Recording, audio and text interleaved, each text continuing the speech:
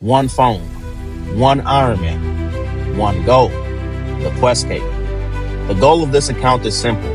Complete every quest in old school RuneScape while playing exclusively on mobile. Every quest, every skill, every boss, and every grind will be done using nothing but my phone. No PC, no mouse, just mobile. Can it be done? There's only one way to find out. Welcome to the journey. Welcome to Mobile Only Ironman.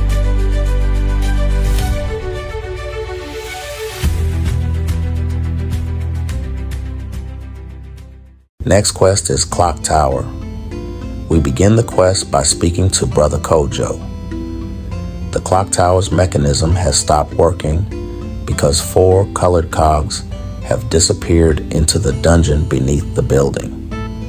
We agree to recover the blue, black, red, and white cogs and place them back onto their matching spindles. Let's start with the blue cog. We climb down a ladder near Brother Cedric and pick up the blue cog, then climb up the nearby ladder. Return to the clock tower and use the blue cog on the blue spindle. That's 1 cog installed and 3 more to go. Next is the black cog.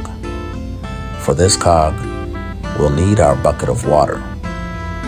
We go through the northeastern door. The black cog is sitting inside a small area surrounded by fire. Use the bucket of water on the black cog to cool it down. Pick up the black cog, then use the black cog on the black spindle. Next, we pick up the red cog, then use the red cog on the red spindle. For the white cog, we'll need rat poison, so we pick up the rat poison on the ground, pull the lever to open the rat cage, then use the rat poison on the food trough. We go through the western gate, pick up the white cog, and use the white cog on the white spindle. With all 4 cogs placed onto their matching spindles, we return to the ground floor and speak with Brother Kojo. The clock tower is finally operational again, and Brother Kojo rewards us for repairing it. Clock tower complete. For completing the quest, we receive 1 quest point and 500 coins. Next up is Monk's friend. Brother Omad looks exhausted, so we ask him what's wrong. He explains that a child has been crying non-stop because some thieves stole their blanket. Of course, we agree to help. We climb down the ladder into the thieves' hideout. We pick up the child's blanket sitting on a table, then we return to Brother Omad. We give him the blanket, and thankfully, the child finally stops crying. But Brother Omad still has another problem. We speak to him again, and he tells us that they're supposed to be having a birthday party. Unfortunately, Brother Cedric hasn't arrived with the wine. So now we need to go find him. We head north from the monastery toward East Ardoon and find Brother Cedric standing beside a broken cart. It turns out Cedric is completely drunk. We speak to him, and he asks us for some water to help him sober up. We give him the jug of water, and after drinking it, he starts feeling a little better. However, his cart is still broken. We speak to Cedric again, and this time he asks us for some wood so he can repair it. We give him the regular logs. Once the cart is repaired, Cedric can finally make his way back to the monastery. Now we return to Brother Omad one final time. With the blanket recovered and Brother Cedric back on his feet, the birthday party can finally begin. The monks start dancing, our character joins in, and Monk's friend is complete. For completing the quest, we receive 1 quest point, 2,000 woodcutting experience, and 8 law runes. Next, we stop at Brimstale's cave and have Brimstale teleport us to the Rune Essence mine for the second Enter the Abyss task. Next up is Plague City. We begin by speaking with a man named Edmund, Edmund tells us that his daughter Elena entered West Ardogne to help the people suffering from a deadly plague. Unfortunately, she hasn't returned, and her parents are beginning to fear the worst. When he asks whether we'll help find her, we agree. There's only one small problem. West Ardogne has been completely sealed off, and the guards won't allow anyone through the main gate. Next, we speak to Edmund's wife, Alrina. Because the city is supposedly infected, she refuses to let us enter without some form of protection. Luckily, she believes dwellberries can be used to create a mask that will protect us from the plague. We already brought the berries, so we give them to Alrina and receive our gas mask. Apparently, this homemade mask is all that stands between us and a deadly disease. That's reassuring. We take the picture of Elena from the table. We haven't met her before, so this will help the residents of West Ardogne recognize who we're looking for. We return to Edmund, who reveals that he's been working on another way into West Ardogne. Instead of passing through the guarded gates, we're going underneath the wall through an old sewer tunnel. Behind the house, there's a patch of hardened soil between the cabbages and potatoes. We use all 4 buckets of water on the soil to soften, then use the spade to start digging, and we fall into the sewers underneath the wall.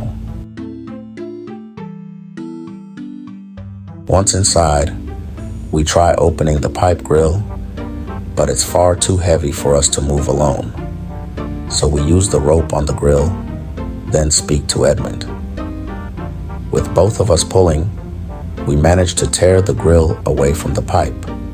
We climb through the pipe and officially enter West Ardogne. We speak to Jethic, show him Elena's picture, and ask whether he recognizes her. Jethic confirms that Elena was in the city and says she was staying with the Renison family. He also gives us a book and asks us to return it to them. We head to the house. The family initially refused to let us inside, but once they realize we're carrying Jethic's book, they allow us to enter. Inside, we speak to Ted Renison. He confirms that Elena stayed with the family while helping the sick, but he doesn't know exactly where she is now. For more information, he tells us to speak with his daughter, Millie. Millie witnessed what happened to Elena. She tells us that Elena was kidnapped and taken to a building in the southwestern part of the city. We try to enter, but the mourner guarding the building refuses to let us through. The mourner says we need official authorization before we can search the building. We speak to the clerk. He allows us to speak with Bravek, the city warder responsible for handling these matters. We speak to Bravek, but he is in no condition to help anyone. Rather than managing a citywide emergency, he's sitting in his office suffering from a terrible hangover. We use the hangover cure on Bravek. After drinking it, he suddenly becomes much more cooperative. We explain that the mourners won't listen to us, and Bravek gives us an official warrant authorizing the search. We return to the plague house on the southern side of the city. This time, the mourners are forced to let us enter. We now know Elena is somewhere inside, but she isn't on the main floor. We search the barrel located just west of the staircase. Inside, we find a small key. We open Elena's cell. She explains that the mourners kidnapped her while she was investigating the plague and helping West Ardogne's residents. We free Elena and tell her to escape through the sewer tunnel. We return to Edmund and tell him that Elena has been rescued. And that completes Plague City. We receive 1 quest point, 2,425 mining experience, and an Ardun teleport scroll. Before the next quest, I teleport via Wizard Property to the Rune Essence Mine to complete an easy Ardun diary task, as well as the third location for Enter the Abyss. Next quest is Biohazard. I head to Elena's house in East Ardun and speak with her. The mourners have taken her distillator and the secret tunnel is blocked, so she sends me to her friend Jericho, who knows another way into West Ardun. I go to Jericho's house south of the North Bank. I talk to him, grab the pigeon cage, and take bird feed from the cupboard. He directs me to Omart at the southern city wall. I meet Omart, who's ready with a rope over the wall. First, I need to distract the watchtower guards. At the tower, I use bird feed on the fence corner and release the pigeons. The guards get distracted immediately. I return, climb the rope, and enter West Ardun with my gas mask equipped. I head to the mourner headquarters in the northeast. I grab a rotten apple, slip through the fence, and use it on the cauldron, sickening the mourners.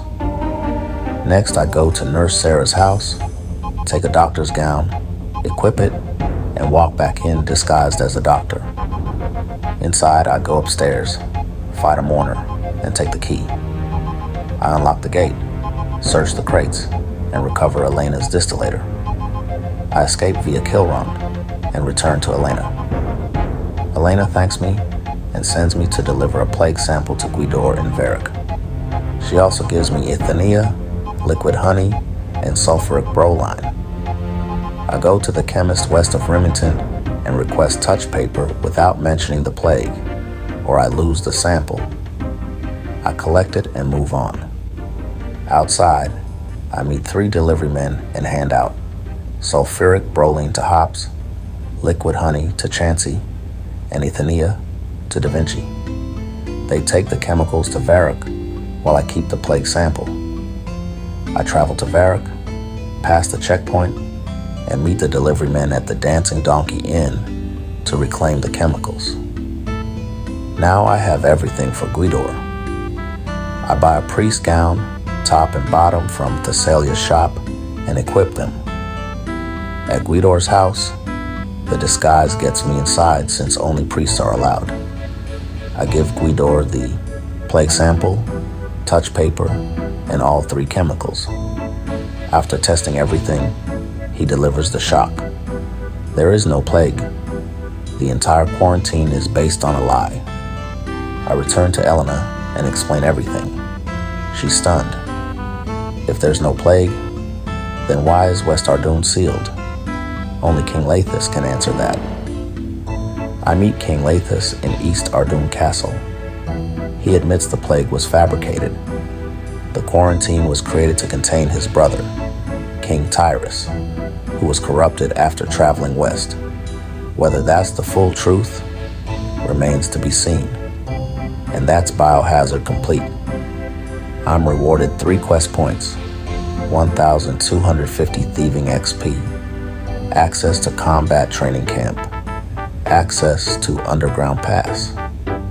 The plague was never real, but whatever lies beyond West Ardun might be far worse. Continuing Demon Slayer, I go back to Sir Pryson in Varric Palace and give him all 3 keys. He unlocks the chest and hands me Silverlight. I head south of Varric to the Stone Circle. A cutscene plays where dark wizards complete their ritual and summon Delrith. Now it's time to fight. I equip Silverlight and attack Delrith. Once I've reduced his health enough, I prepare to finish the fight. When prompted, I choose the incantation. With Delrith defeated, I complete the quest and receive my rewards. 3 quest points and Silverlight. Continuing. Enter the Abyss mini-quest. I return to the Mage of Zamorak in the Chaos Temple. Using the data I've gathered, he successfully recreates the Rune Essence Mine teleport spell, giving the Zamorakian Magical Institute access to a secret that was once controlled by the Wizard's Tower.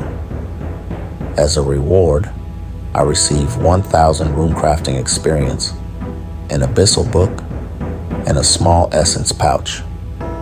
More importantly, I've unlocked the Abyss. Next, I complete the remaining easy Ardoon Diary task. I'm rewarded the Ardoon Cloak 1, which gives me unlimited teleports to the Ardoon Monastery, and an antique lamp worth 2,500 experience in any skill of at least level 30.